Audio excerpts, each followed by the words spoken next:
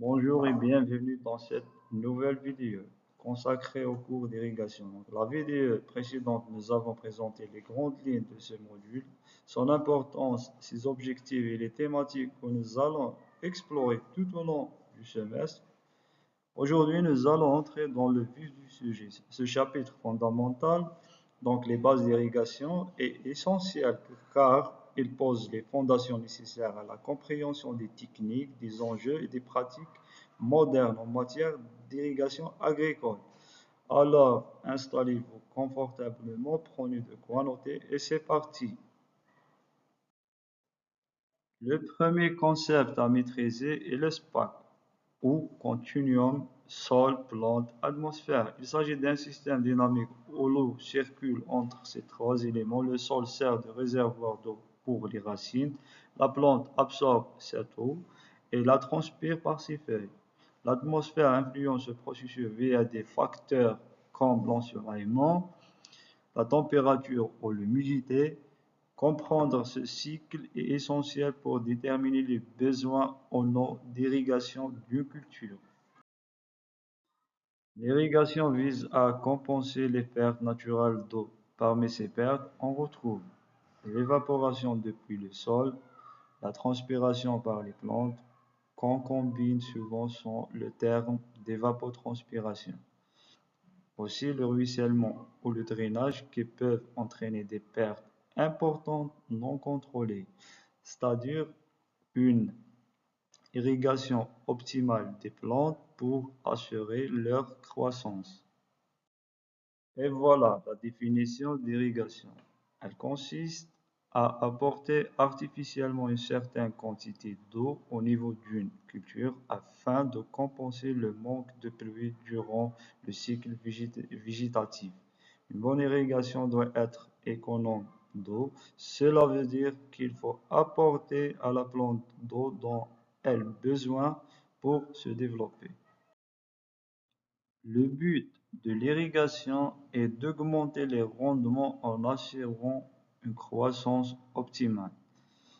Donc, permettre la fertigation, c'est-à-dire l'apport simultané d'eau et d'engrais, la lutte contre le gel en protégeant les cultures, et le CV et les sels pour éviter leur accumulation toxique, diversifier et moderniser l'agriculture, etc. Voilà.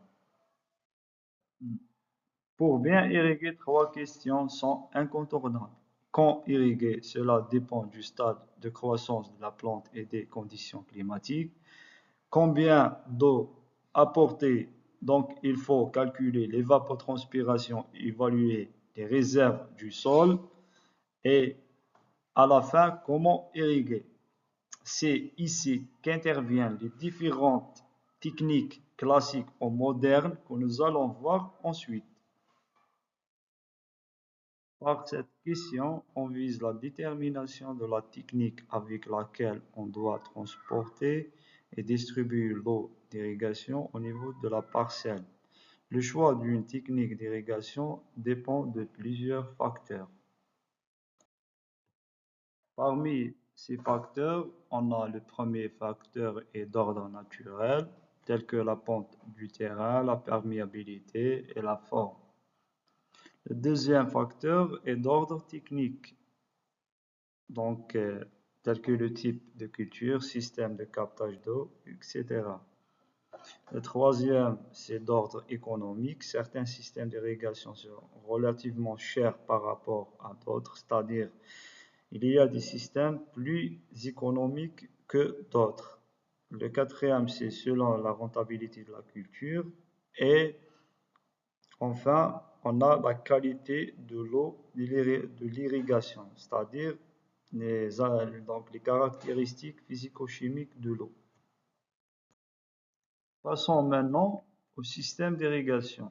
Donc, 5 systèmes d'irrigation peuvent être utilisés. Ces 5 systèmes d'irrigation se subdivisent en deux grands groupes appelés donc, les systèmes classiques ou bien gravitaires. Et on a les systèmes modernes ou bien des systèmes sous pression. Par la suite, on va voir ce tableau qui illustre clairement les différents systèmes d'irrigation utilisés en agriculture. On distingue généralement l'irrigation de surface, l'irrigation par aspersion ou bien c'est une irrigation sous pression, aussi l'irrigation localisée comme goutte à goutte. Donc chaque système présente ses propres caractéristiques avec des avantages et des inconvénients selon les contextes. Voilà, on distingue différents contextes donc, de type de culture, la disponibilité en eau, le terrain, bien sûr les moyens techniques et financiers, etc.